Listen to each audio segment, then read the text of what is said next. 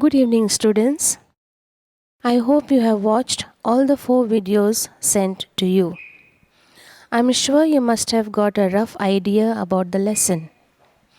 The name of the lesson itself says, first, the coming of the British, and second, the revolt of 1857. In this lesson, we shall first learn about the discovery of a sea route to India. In olden days, India was said to be a very rich country.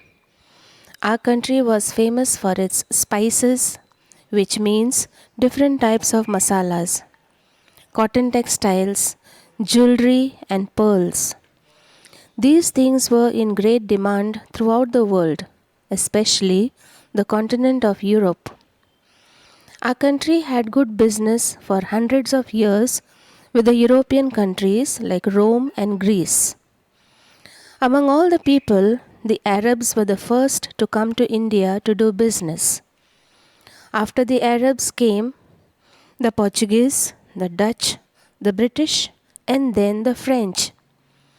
When all these started their business in our country, they started fighting among themselves for gaining control over the business. In 1498, a Portuguese explorer, Vasco da Gama, found out a new sea route to India through the Cape of Good Hope. You may look at the map on page 87 of your textbook. In those days, Calicut in South India was a great producer of spices. A variety of spices was grown there. Therefore, the Portuguese came to Calicut to do business.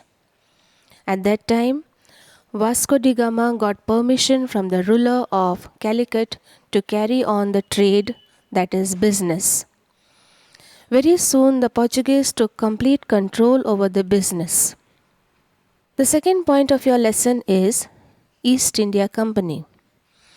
After the industries were set up and began progressing, other European countries like Holland, France, and Britain also developed their interest towards India.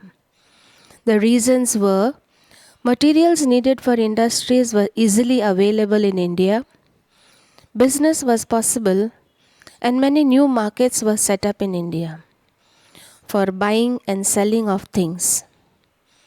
In the year 1600, a few British traders took permission from their queen, Queen Elizabeth, and came to India to start trade.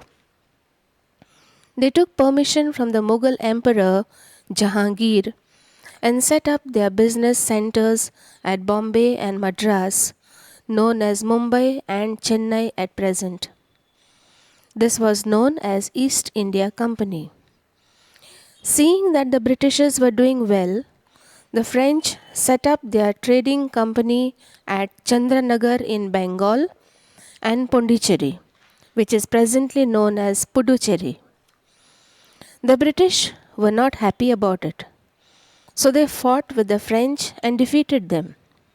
As a result, the French continued their business only in Pondicherry. We shall continue with this lesson during your next class. Thank you and God bless you.